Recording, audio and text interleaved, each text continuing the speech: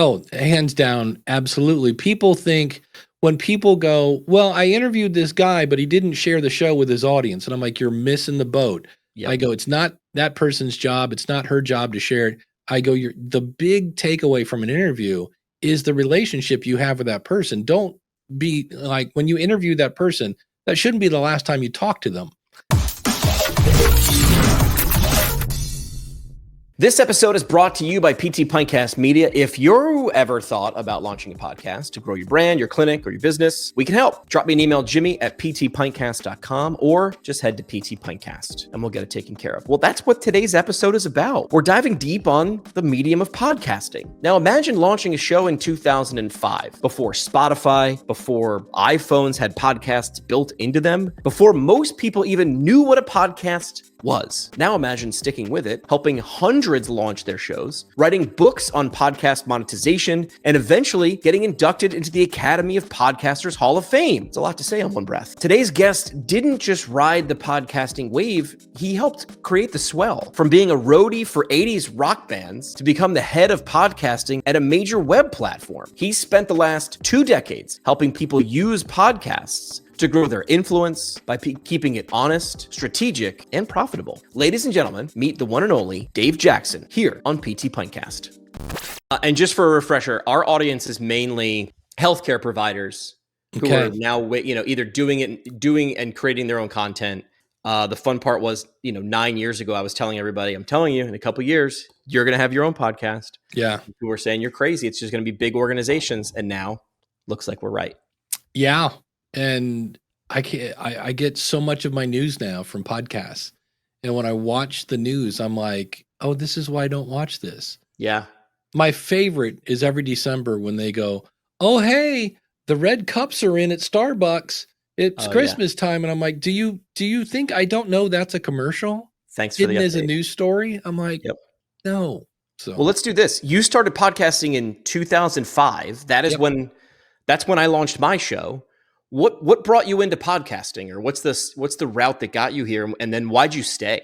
Yeah, my background's in teaching, and so it was a case where I was already building websites with Microsoft Front Page and Dreamweaver and all this other stuff.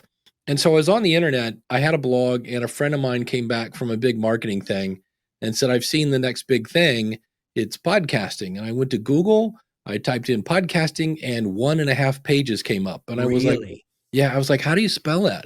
He's like, it's POD casting. Like what? And I'm like, dude, I think we broke the internet. There's nothing on this. Wow. And so I finally parted one together, took my blog, turned it into a podcast. And within probably 2 weeks, I got a voicemail from Michael Van Laar from Nuremberg, Germany. And that just blew my brain. I went, okay, I knew this was global, but it's global. And for me, you can be as creative as you want. Back then you had to be kind of nerdy. Yeah. And if you give a teacher a podcast, they're going to want to teach with it. If you give one to a salesman, they're going to want to sell, et cetera, et cetera. And I was just like, oh, this could be this amazing tool. And I just grabbed my flag, the podcasting flag. I claim podcasting in the name of Dave. Right. And off we went. So yeah, it was really cool. So that's really what got me, was when I got that first voicemail and I was like, oh, wait a minute. Yeah. And I need to find it somewhere in one of my very first podcasts. I said, I think podcasting is going to change the world. And that was 20 years ago, and it definitely has. So here's why I agree and disagree, but mostly agree. Okay. It's conversation at scale. It's what we do around a campfire or around a pint of beer, right? I mean, people ask me all the time, like, you have a healthcare podcast, but the image, your graphic is a beer. Mine was started at a professional conference when I watched someone on stage, and I was sort of confused by most of what they were saying because they were presenting, right, as I buttoned up my collar. Right. But then in the networking hour, we were just two people talking, and I understood none of the stuff was over my head, but he was presenting it in a way because he had to fulfill the role of a presenter, or he thought. Right. So he thought. And then I understood everything that person was talking about, or most of it, I should say, in 15 minutes. That 60-minute presentation, I was able to understand in 15 minutes. I remember thinking, gosh, that thing that my IT guy told me about 4 years ago when I was still at a radio station at that point, I'm like, that could be a thing. Because I think it's just simply conversation at scale. So that's why I think podcasting does change the world, but doesn't, because I think the magic has nothing to do with the technology and everything to do with the brilliance on the sending and receiving side, or the brilliance and the wanting to learn. So like a teacher taking it over is very, very obvious now when you look back, right? Very obvious in hindsight. Yeah, and there's a guy on YouTube has bazillions of followers, and he's spoken in front of Congress. He's so popular about copyright stuff, and he was talking about how he goes, when I watch Jimmy Fallon or any of the Jimmys late night, he goes, it's oh, I understand you went on vacation, then they come back from the not so entertaining story. Okay, tell us about this clip we're going to watch. Okay, thank you, goodbye. And he goes, so if Sting's on the Tonight Show, great. He goes, but if Sting comes on my show, he goes, I'm going to talk to him for an hour and a half. And he goes, and I know every album, every musician. And he goes, we're going to talk about his music, which is probably what Sting wants to talk about. And he goes, you just can't get that anyplace. You can't. And so it's one of those things where it's funny. I went in, because if I watch any of the talk shows now, it's not on TV, it's on YouTube. And it's always like, oh, well, that was kind of boring, because it's the golden nuggets come out. Not that your show has to be an hour and a half long. It doesn't. But it's just the fact that you're talking about the thing that the audience wants to talk about. Yeah, when people say like, well, don't let me get, before we hit record or in the middle of something, well, I don't want to get too much in the weeds. And I'll stop them and be like, in the weeds is where the fun stuff is. Yeah, absolutely. Jimmy Fallon and Jimmy Kimmel have the beaten path covered. I'm not going to out Jimmy Fallon or Jimmy Kimmel. I can't do it, right? I don't have that. So that was one thing when I started podcasting, is I came from broadcasting. So I had to sort of unlearn what this medium was. And someone gave it to me the best way. And I'd love your take on it. They said, Jimmy, you need to think about it like narrowcasting. Because now you can have a show. Like if someone came to me when I was running a radio station in Pennsylvania and said, I want to do a half hour each week on your 50,000 watt radio station about garden gnomes, I'd be like, absolutely, as I called security and had them escorted up. I'm like, that doesn't make any sense, right? Like it needed to be like less than a half a standard deviation away from what I was doing, which was a rock station. So if you said I wanted to do a local music only station, I'm like, okay, that's sort of, I'll give you like 10 to midnight on Saturdays or something like that, right? But now, number one, you don't need a license or to pay $100,000 a year in music licensing fees, right? You don't need a giant tower. But you can do this narrow casting where you can do a show about grandparenting or stamp collecting. And the good and bad thing about that, from my perspective, is, well, you can launch it in a day or less. And it's going to be as successful as you want it to be. But the audience is going to decide. That's the fun part, is you are competing with, quite literally, the internet, which is overwhelming and daunting. How do you explain why someone should start if they hear me say that phrase? You are now competing with the internet and everybody's attention. Why is that still okay and still a positive return on investment for your time and effort? Yeah, because most of the internet's awful, in a nutshell. I'm serious. I have heard so many shows that they haven't thought about who's my audience, what do they want, what do I want out of this, and it's just, they think all I need to do is talk into a microphone and money will fall from heaven. Right. And that's why a large portion of podcasters quit by episode 8, because I've done 70 of these things. I think I'm funny. My co-host thinks I'm hilarious. Right. And so they're sitting there and going, man, remember the orange Gatorade? And the other guy goes, orange Gatorade. And the audience is going, what? What are we talking about? The audience is gone by then. Yeah. They're not even asking what anymore. Yeah. So it's one of those things where I think the guy for me that takes the cake is the Chameleon Breeder podcast. And I go, wait, you breed chameleons? And he goes, yep. And I go, the little lizards that change colors? And he's like, yep. And I go, all right, tell me about that. And he's like, well, I build and sell cages for people that do this. And I'm like, okay, that's amazing. And he goes, well, what's interesting? He goes, I've had my audience tell me that, we can buy those cages cheaper from overseas, but we buy them from you because you've given us so many tips. So it's the law of reciprocity comes into play.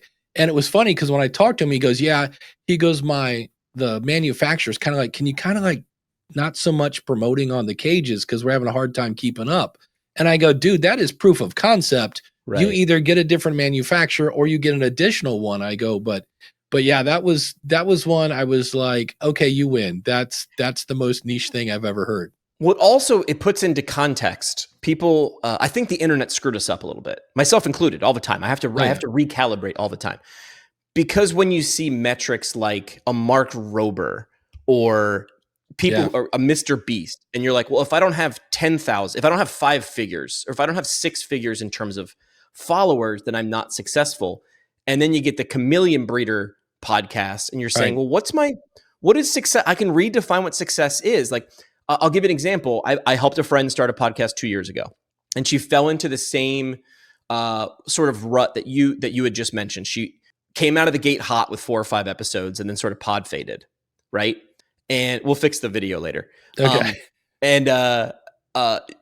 She said, I'm getting 40 or 50 downloads an episode. And again, her podcast is a niche within a niche within a niche. She's a physical therapist assistant. And she's like, I want to speak to this niche within physical therapy of these PTAs. And she's like, I'm getting 40 to 50 downloads an episode. And I was like, all right, but you've done 8. So imagine you threw like 8 Tupperware parties from scratch and 50 people showed up every time to hang out with you for 45 minutes. Let's do the math on 45 minutes times 50 people. And it took you a half hour. Let's say it took you an hour, half hour to organize, half hour to have the conversation. Is that a positive ROI?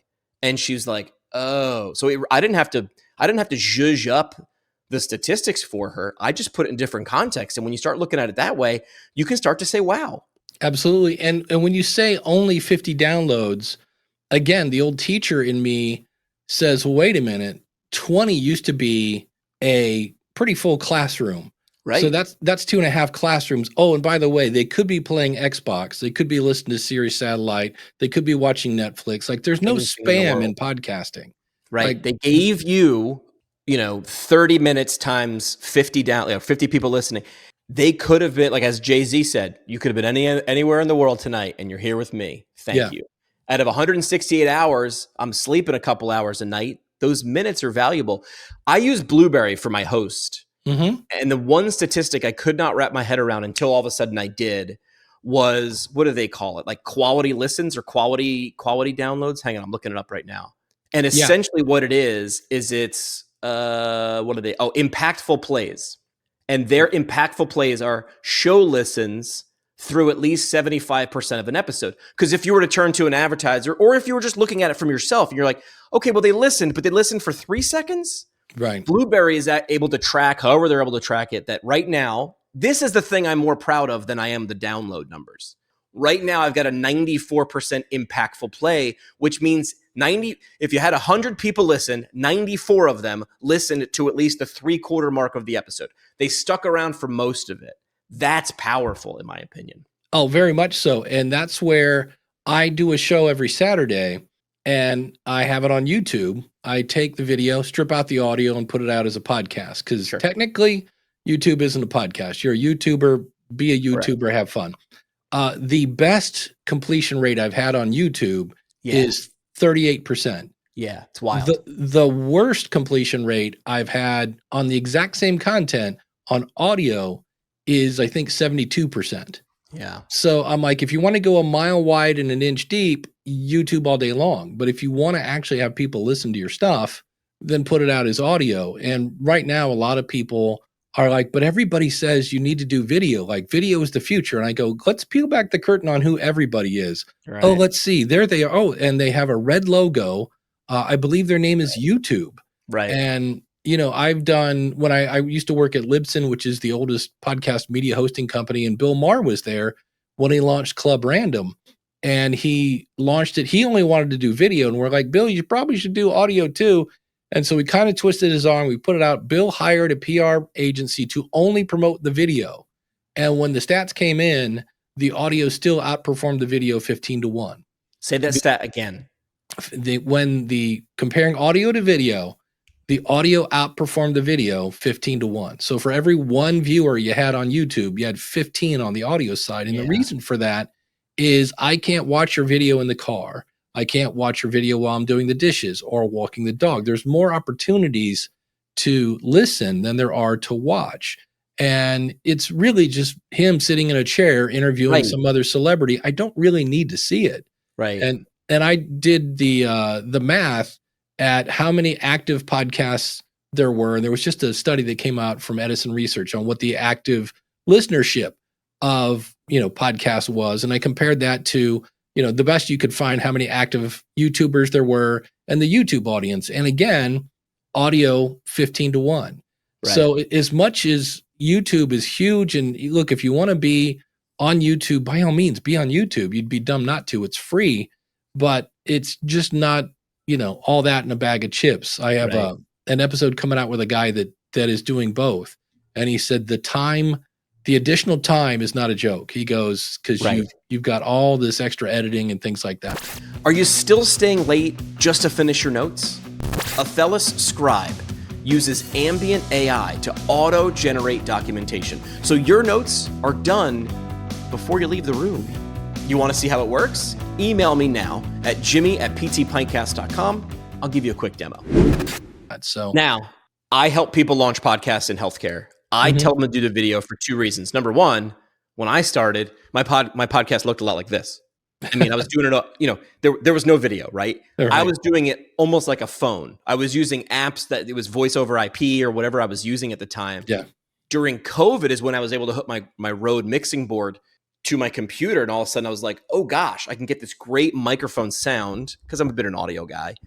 And for me, it was eye contact and body language. Like recording the video was nice, but for me, reading the guest and not wondering if they're bored, like all those things. So even if I didn't record it, the visuals were a win.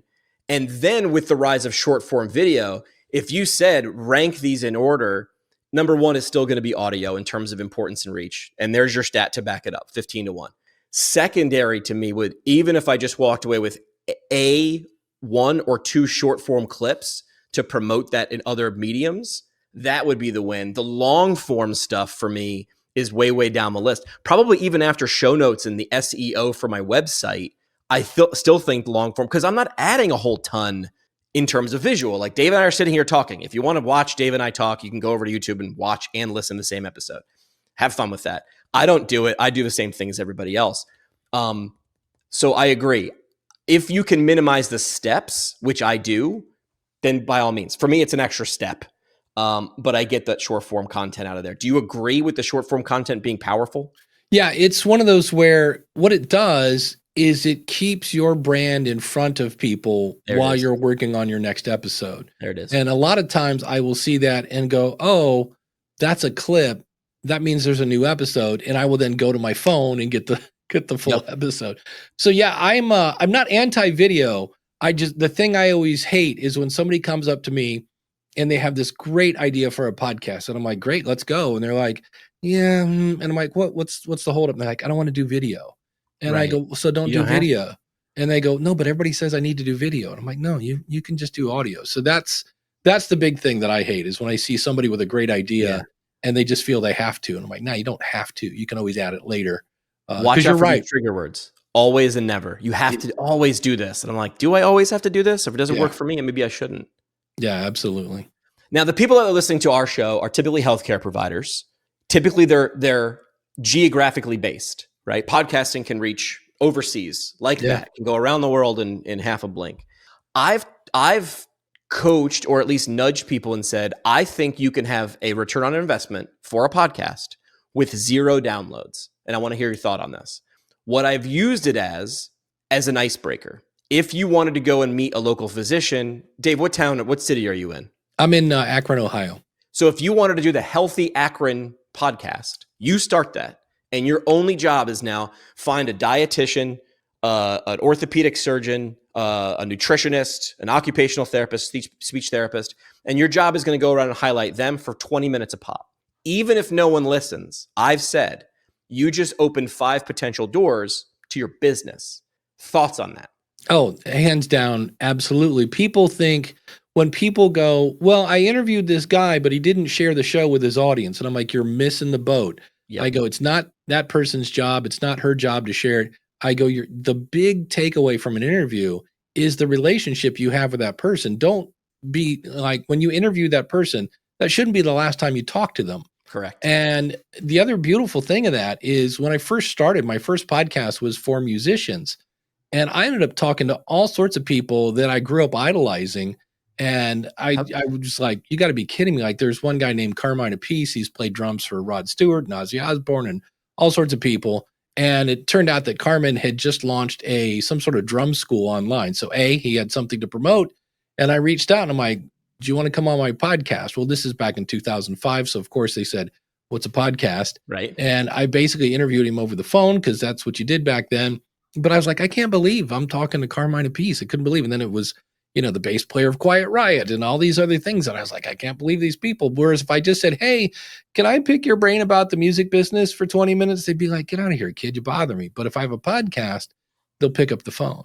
How do I put you on a pedestal, right? Like that's what you're saying, like not a pedestal, but how do I put you on a stage? Somebody framed this for me. Again, I worked in Northeast Pennsylvania. We were Radio Market 68 or something like that. And we had Foo Fighters coming to town. Nice. And I was like, of course you call the record rep and you're like, how do I, of course they're going to do a phoner or whatever. And then one of the other program directors who'd been in radio a long time put this in perspective. He said, first of all, Foo Fighters are going to have more fans worldwide than your radio station. It's not even close. 1,000,000 to 1, right? But the smart bands, the Foo Fighters, are the ones who understand it. Understand that you, a local radio station, have more listeners than there are Foo Fighter fans in that market. And all of a sudden I was like, wait, say that again. Let's say we had 500,000 listeners in Northeast Pennsylvania. Foo Fighters might have 50 million fans worldwide. But out of our 500 listeners in Northeast Pennsylvania, maybe they had 10,000 fans. But they knew they needed to sell 25,000 tickets to sell out the arena. So that's why someone's like, why does it make any sense when Dave Grohl does a phoner with you in Wilkes-Barre? I said, Dave Grohl understands the game he's playing. Is that I'm in their ear every day, right? While they're driving home, or I was in their ear every day when they were driving to and from work. He understands that his 15 minutes is going to be packaged and repackaged for the next 2 months to put butts in seats. Now change Northeast Pennsylvania and Dave Grohl, and now you have your musician podcast. Or you have, why would that orthopedic surgeon in Akron want to talk to me? I think we're past the tipping point where you need to explain this to most people. Some probably, but not most. If you spend a half hour with me, I can repackage that. And now that can be, you're multiplying your time. If that your 30 minutes could now be seen 50 times 30 minutes, that's really powerful. Oh, it's huge. And I've had people that are my competition call me and said, hey, I've got this thing going on in Cleveland, but they need somebody to come record it. Can you go record it? And I'm like, sure. And I'm like, what do you want? What percentage? He's like, no, just take it. He goes, he's in Oklahoma. He goes, but they need somebody there. And so stuff like that happens all the time. I have a friend of mine that's at novelmarketing.com. And if you're doing anything with books, go see Thomas. And Thomas loves podcasting and he will get you, to a certain extent. But when you need to go into the deep water, he's like, oh, go see my buddy Dave. And I'm the same way. I know a little bit about the book industry, but if you really want to get into, go see Thomas. So it's those relationships that you build that really come into play. Yeah. So podcast interviews are everywhere. You do them. You listen to a lot. You talk to people about podcasting all the time. Yeah. What makes a great one stand out? And what makes one terrible? First of all, worst opening question ever. Tell us a little bit about yourself. Tell me about yourself. Because what it is, it reeks of I didn't do any homework and I don't know where to start. And then you've opened up the door for the guest to go, well, I was born in Akron, Ohio. I had a paper route when I was 13. Yeah, go everywhere. My dog's name was Butch. It's like, so don't do that. And I just heard a friend of mine, Jordan Harbinger, does a show creatively named The Jordan Harbinger Show. And he's interviewing Kelsey Grammer. And I'm like, how cool is that? Kelsey Grammer. All right. TV's Frasier. And he says, hey, thanks so much for coming on the show. I read your book on the plane. And the first thing Kelsey Grammer said was, thank you very much. Because most people don't. Yep. They love to cheat. Oh, can you send me a PDF so I can send it through Google LM and it can come up with the questions? Like, no, dude, I kind of, I'm getting slightly frustrated with the people that go, well, I want AI to come up with a list of topics and then I'm going to have AI write the questions and then I'm going to have AI. I'm like, if you don't want to do a podcast, don't do it. It's like, give me a break. So, but for me, it's what I do with interviews is I come up with what I call my game plan. So these are the questions that I want to ask, and I kind of think of it as like, what would my audience ask if they were in my chair? Right. And I try to get them telling stories because those are entertaining. And then I usually have some sort of notebook in front of me and a pen that doesn't click, and I am listening, because the key to a great interview is to listen. So, an example, I had a woman on my show and she said, I knew I had to do something to stand out. And I just wrote down stand out. And then I went back to listening, because what happens is you're sitting there going, I got to remember to ask her about standing out. Oh, wait. And then she said this. Now I got to remember stand out in this thing. Meanwhile, you're still trying to listen. So I'll just write it down and then go back to listening. And that's really one of the keys, because a lot of times I will have 5 or 6 questions that I'm going to ask, and I get to 3 of them. And then the guest opens up something. I'm like, oh, this is much more, entertaining than what I had. So that's really the key is great listening, and just letting them know. If I have somebody who hasn't been on a podcast before, I let them know this isn't live radio, that if you mess something up, you can fix it. If I ask you a question and you don't want to go in that direction, just say, I don't want to go in that direction. We'll cut it out. So, but yeah, it's the homework really is a lot of it. And what I try to do is, if I'm going to have a guest on, is try to listen to a few episodes that they've already done, so I can ask questions that haven't been asked. Now, everybody has their greatest hits, so you always want to hit those. But I always want to ask some different ones, because if the goal is to get them to share this with their audience, it has to be something different, because otherwise, it's like asking, Leonard Skinner to share Freebird. They're like, hey, our audience has heard that already. You've got to have something a little different. And that's where, when you hear an interview that is doing something different, you're like, okay. And my favorite, I just listened to Michael Stelzner talk to somebody about Instagram. And Michael's a great guy. He runs social media marketing world. And as the guy would be talking, I'd be like, yeah, but what does share worthy mean? And the guy would get done talking, and Michael's like, okay, well, for our audience, what does share worthy look like? And he asked every question that I was like, well, wait, that doesn't make sense. So he really understands his audience and asks the question that I would ask if I was in the chair. Never, I was taught never let your audience yell something at the speaker. Like, why isn't he asking? But you didn't follow. How come you didn't? Never do that, right? Have the guts to ask that question. I've been there where I will say something and I'm thinking, well, this will get a follow-up question. And you can just tell they've got their list of questions and they're like, great. What was your aha moment? And you're like, moving on. And I'm always tempted to just say something outlandish like, and then I shot a man for snoring. And they go, great. What was your aha moment? And I'm like, was that Airheads? It was the guys he's the typical radio DJ, and the guys are saying, and he's like, great. Okay, great. What happened? Like, he's just doing the cliche, not listening, asking. Yeah. And just saying, keep going. Can I tell you my greatest accidental interview question? Oh, let's hear it. And this had a lot of serendipity.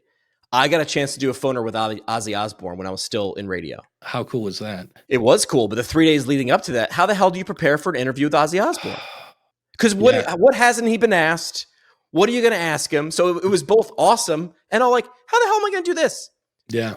Something happened. Top of the Pops was a TV show from the UK, which essentially someone told me, I'd never seen it at that time, because this is 15 years ago. Right. It was like American Bandstand, but for the UK. And as poppy as it was, Ozzy still was on record for a billion years saying, I respect that show. It got me my start. So he sort of idolized that show. One day before my interview, Top of the Pops did a press release saying they were going off the air after 60 years, whatever, how long they'd been on. This was the last season. Yeah. So I had 5 or 6 questions for Ozzy. He was promoting Ozfest. I mean, it was his fest. He had something to promote. He's going to do a phoner with a random guy in Wilkes-Barre, right? So I said, my first question, luckily it was my first one. And of course, on a radio tour, you get 15 minutes before they pull the plug. Right. I said, Ozzy, after, I set up the question, you've been instrumental in, promoting Top of the Pops, saying it helped launch your career. What's your reaction hearing them go off the air after 58 years?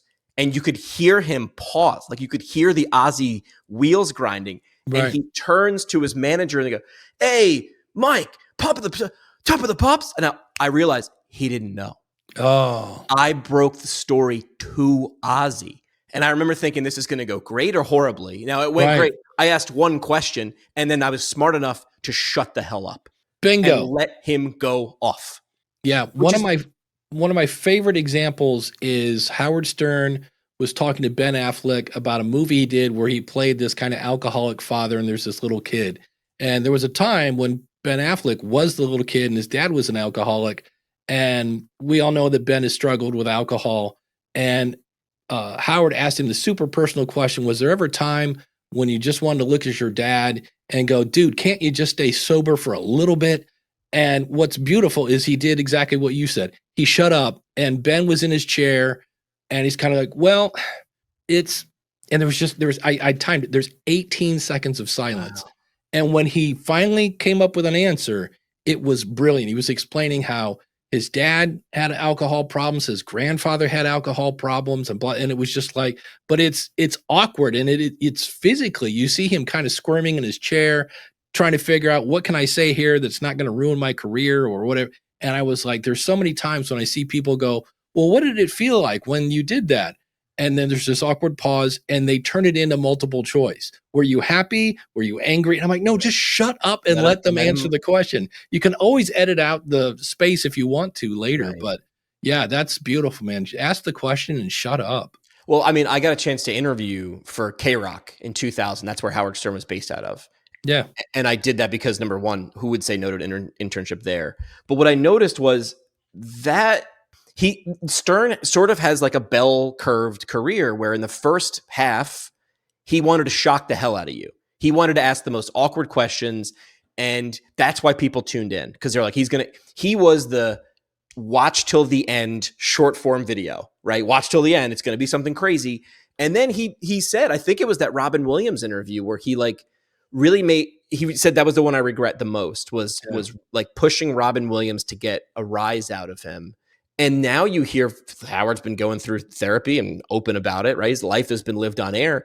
Now he goes more for the thing that you just said about Affleck, which is like, I'm going to have a real conversation with a human being, and I want to boil it down to the carbon, oxygen, nitrogen. I want to boil it down to the emotion of the question. I'm not just going to ask him about, oh, you got cheated on, man, that sucked, or how hot was your last, ex-wife, or we saw you online, you got hooked. He went for a real emotion, and he's not doing it to get a shock anymore. He really is trying to let someone like Ben Affleck in that situation give a real answer. And that's a big change. Yeah, it's funny because he's been this close to retiring forever. So he's on the air less and less and less. And I remember I think it was last summer, he was going to be gone for like a month and a half.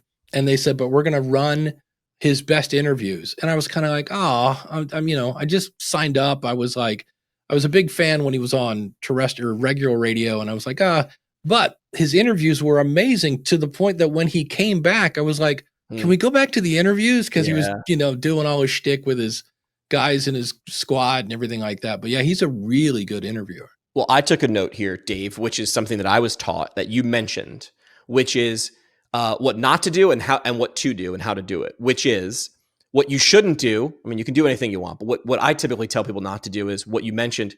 Hey, tell us about yourself, or, what's your background? Or the host reading a 3-sentence bio.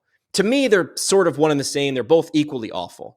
And you mentioned a great way to do it with Jordan Harbinger. Instead of saying, Kelsey Grammer's a Emmy award winner, he hosted, he's on Cheers and Frasier, and he has a new book out. He was able to take those little bits of information that he wants to sprinkle, if you didn't know who Frasier was or needed a reminder, and bring them along in every question.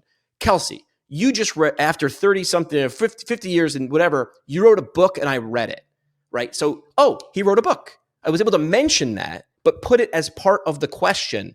That is simple, but really powerful.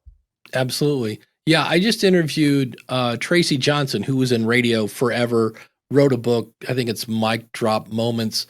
And I looked at his bio and I told him before we hit record, I said, okay, this is going to sound weird, but my audience knows what it means. I go, I'm going to call you a big shot smarty pants. I go, because if I read your bio, that's going to be half of our interview. I go, because you've been in radio forever. Right. I said, so please don't find that offensive. And I just said, hey, today on the show, he's been in radio forever. In fact, he's a big shot smarty pants. The reason he's here today is because he wrote a book. I read the book. It's really good. It's called Mic Drop Moments. And, Tracy, thanks for coming on the show. And then you just get right into it. Because I'm with you. The one that just it's almost a tie. Which is worst? Tell me a little bit about yourself, or let me read your entire LinkedIn bio in a monotone voice. It's nails on a chalkboard. Where I always ask the people, like, why are you excited this person is on your show? Like, that's really all the audience cares. And I get it. I think the podcaster thinks, well, I have to explain why this person is on my show. And I'm like, no, not really, because they trust you and they assume you're not going to bring somebody on that's going to be boring. So all you have to do is explain why they're here. Like, why did you bring them on? And so the person I talked about before that said, I know I have something to stand out. She could have talked about work-life balance. She was a musician. She'd had 2 major record labels that had, she'd gotten on the label and then got dropped and this and that. And I said, but the reason she's here today is she does exactly what I advise people to do, which is to make content that your audience wants. And so she's now making money as a musician by writing music that works really good in Netflix documentaries and, all the licensing stuff. So it was what I always say, like, hey, make what your audience wants.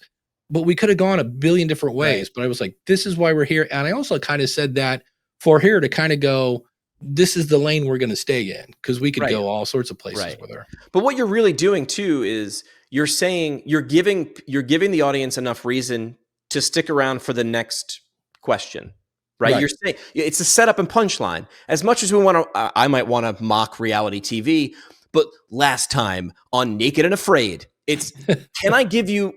I'm going to catch you up real quick on this person's whole life. Right. The reason they're here today is this. And I need to give you enough to have you stick around for 5 more minutes. And then the next checkpoint should be, let me give you enough for 5 more minutes. And what you're doing is you're building a relationship. And when you just vomit everything, that's more of a transaction.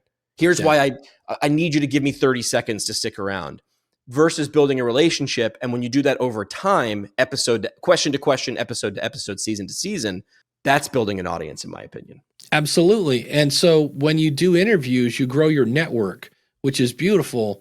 And I have people go, well, should I do an interview show or should I do a solo show? And I'm like, why limit yourself? Do both. Do both. Because when you do a solo show, and some people find that really weird. I don't. I've never had a problem. I just picture my audience. That's Ken Blanchard. It's Kim Craggy sitting across the desk.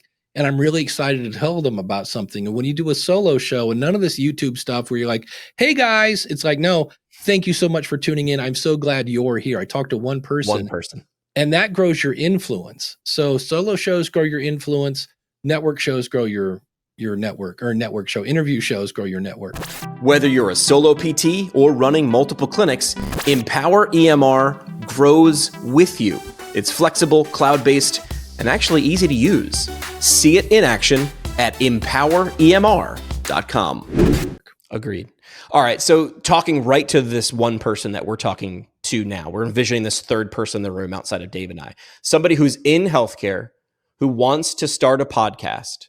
What would you suggest their first 30 days look like? What should they do to say, I want to launch on July 1st as we record this? How would you make it so it's digestible, not overwhelming, that they're going to be able to launch and keep it up? What do you typically tell people? Yeah, well, there are a couple questions you have to answer. Number one is, why are you doing it? Because if you don't get your why, then you'll burn out. Who is it for and what do they need? And when I say who, I don't mean everybody. Like, because even if you go, oh, it's for, females 25 to 55. Like, there's a big difference between a 25-year-old female and a, 55-year-old female. So you have to be a little specific. And then the hard part is, what can I talk about that's going to entertain or educate the who while moving them towards my why? That's the part that's kind of tough to figure out. And then from there, it's just a matter of, okay, what is the format? Are they all going to be solo? Is it going to be me and a co-host? Because then you have to figure out what's the equipment to buy, and you don't have to spend a gazillion dollars. You can get started with $100 microphone and you're off to the races. And then you can use tools like Riverside or just Script. There's all sorts of software to use, but it's and just when you first look at it, it's kind of interesting. When I go to conferences about podcasting, by day 2, the adjective I hear over and over and over is, "Oh man, I'm so overwhelmed." And I'm like, I get that. You're being fed with a fire hose. That's what Right. events do. I'm like, just take it piece by piece. And like everything else, when you come up with that first question. So for me, if I'm ever dealing with a business owner, I go, what are those questions that you just go, oh, if I have to answer that again? Like those, number one, people are going to ask it. So those are your first couple of episodes, all those. And that way, when somebody asks you, like for me, it's like, what's the best microphone under $100? I'm like, the Samson Q2U. But if somebody asks me that, I can send them now. I can still answer the question. I don't want to be rude, but I can say, oh, I talked about that in episode 2 of the podcast. Just go to blah, blah, blah. And then while they're there, they're like, oh, there's the question I asked. And here's another one I was going to ask. And here's another one. And so I had a client of mine that was in real estate, and he said, wow, this is interesting. He goes, it's not the end of cold calls. He goes, but I definitely get a lot less because of that exact thing. His first 10 episodes were all the questions that he just like, if I have to answer that again, how do I get my house appraised? So he had all those there, and he goes, and what's great about it is then when people did come to him, it wasn't kind of the 101 stuff, and it was things that he really needed to help them with. Right. So he was having a more efficient use of his time. But just take it step by step. And the thing I always scratch my head on is somebody will go, they'll put out their first episode and make it public, and then ask everybody to come listen to it and give them feedback. And I go, I don't know too many restaurants that open up and go, here, everybody eat our food and let us know if it's good. You want to get the feedback before you open, and just realize that even doing that, your first episode isn't going to be as good as your 10th. And that's just the way it works. And shooting baskets and driving and everything and tying your shoes, but just take it step by step. It's really not that hard. I have so many people like, oh, me and technology don't get along. And I'm like, okay, so if you're in the car and your jam comes on, what do you do? And they're like, oh, crank up the radio. Great. I go, and then the phone rings. What do you do? And they go, well, I turn down the radio and, if I can, I'll answer the phone. I'm like, oh, you know how to mix audio. And they're like, okay. And I'm like, have you ever uploaded or have you ever, attached a Word document to an email? And they're like, yep. I go, then you can upload an MP3 file to a media host. I'm like, it's not that there's no learning curve, but because it's new, we think it's super duper crazy technology. And I'm like, no, it's easier and easier every year. Well, there is one part of this process that I consider myself pretty audio savvy. I've gotten video savvy. I've gotten, all the other steps savvy, but this part pissed me off so much that I was willing to say, if someone has figured it out, take my money. This is how we met, was through Podpage. Like it was, somebody built my website for me when I launched my podcast because they told me I had to, right? This is back 9.5 years. Right. And now I think people understand, or I don't think you need to really go deep into explaining why a podcast or why a business or why something needs to have a page. But when you hit a point when you do, how do you explain what Podpage does, and who does it help? Yeah, we make websites pretty websites for people that don't want to learn how to code. That's me. Yeah. And so what we do is whoever your media host is, you give us this thing called your feed, which has all the information about all your episodes. And we import your episodes and we build a page for each one. And then you're like, okay, but I'm trying to grow my email list. Great. Doesn't matter if you're on MailChimp or MailerLite or ConvertKit, just copy and paste. So that's about as technical as you're going to get. Copy and paste the code from ConvertKit into Podpage. There you go. Now you're collecting email addresses. Okay, but I'm also on YouTube. Great. Give us a link to your channel. Okay, now we'll import your videos. We don't want to be a media host because there's already Buzzsprout and Captivate and everybody else. We don't want to be MailChimp because there's already a MailChimp. So what we do is we just integrate with everything and pull it into your website. And the founder, Brendan Mulligan, actually hired me back in 2020 as a consultant and said, hey, I have this idea. Do you think it's a good one? And I was like, well, we're going to need our about page, our contact page, and a way to get our episodes in. And he came back in about a week and said, like this? And I was like, whoa, that is cool. And he's like, what else do you need it to do? And I'm like, I don't know, integrate with PayPal and maybe Patreon. He came back in a couple of days like this. And so he built Podpage the same way I recommend people build a podcast, which is find out what your audience want and then give it to them. Yep. And so over the years, they've just added more and more stuff. And it's funny because I worked at Libsyn previous to working here, and I was singing the praises of Podpage for 4 years. And then last year, I came on staff, and he said, the biggest problem of hiring you. And I go, what? He goes, nobody's going to believe you now when you say how great Podpage is. They're just going to go, oh, because you work there. Yep. And I go, well, I have, clips of me from 4 years ago saying, you got to check this out. Yeah. But yeah, it really is a game changer. And I see people that say things like, well, I just send people to my link tree. Yeah. And I'm like, you do realize it has zero SEO, or they just don't have a website. I had a guy that was a podcast consultant. I'm like, oh, great. Where should I send people? And he's like, we don't really, you could maybe my Instagram. And I go, you don't have a website? And he goes, no, we do all of our works kind of from referrals. And I'm like, well, that's impressive. And I just thought in my head, and just think how much more you would have if you had a way to share your stuff. It's an authority thing, right? Like you could tell, like, again, now at the point where everybody and their mom has a podcast, I get to now say, this is what I am. Look how clean this is. Like that for me, like if you look up ptpintcast.com now, it was okay, but it wasn't dynamic. That was the thing. I had to update every single show, which is another 2 or 3 steps, which doesn't sound like a lot, but 1,500 episodes in, it is a lot. Now this thing auto uploads. So I do the upload of the audio, and now Podpage takes care of the rest. I'd love to be able to put up the reviews, but Podpage just goes and finds it for me, right? Yeah. I'd love to be able to say, go subscribe on these platforms. It's all in one. So it has just enough that you need, and it looks slick. Yeah. One of my favorite features is we make a bunch of pages for you. And most people don't realize this. If you say, find me wherever you find your podcast, search in Spotify and Apple is not great. It's not. And I had one, I think it was Home Repair Pros. And I typed in Home Repair Pros. That's the guy's name of his show. Didn't come up. Mark Maron, all sorts of weird stuff came up, but not Home Repair Pros. I put in the, podcaster's name, came right up. And I'm like, this is why you don't say, find me wherever you find podcasts. Right. Instead, you go find it. And then you take that link and you put it into Podpage. And now if you go to whatever your website is /follow, there are the follow buttons. Right. And what that does is it reinforces your brand. You're saying your website again, and then you're making it easy for the audience to pick whatever format they want. So same thing with /voicemail, /contact, /survey if you're running a survey, all sorts of stuff. But yeah, we try to make it as easy for the listener and the podcaster while always reinforcing your brand. It's too easy. I think it took us, and I had a complicated problem. I had a complicated setup, I think, with you and I, because I had an issue with my last page, but it took us maybe 20 minutes to go, okay, undo this, click, click, click, done. Within 24 hours, it was uploaded. So if you want that link, reach out to me, Jimmy at ptpintcast.com. I'll let you know how to get hooked up with Dave and Podpage. Dave, last thing we do on an episode, it's called the parting shot. What would you want to leave as your mic drop moment, your soapbox statement for healthcare providers who are like, okay, I'm on the end of a diving board. Maybe I'll jump into this big ocean of podcasting. What would you tell them? I would say so many people have imposter syndrome. They are convinced that nobody will listen to them. And my favorite example of that is Garth Brooks has locked himself into a hotel in New York City where they've already given him the key to the city, and he's like the best-selling country artist of the year, et cetera, et cetera.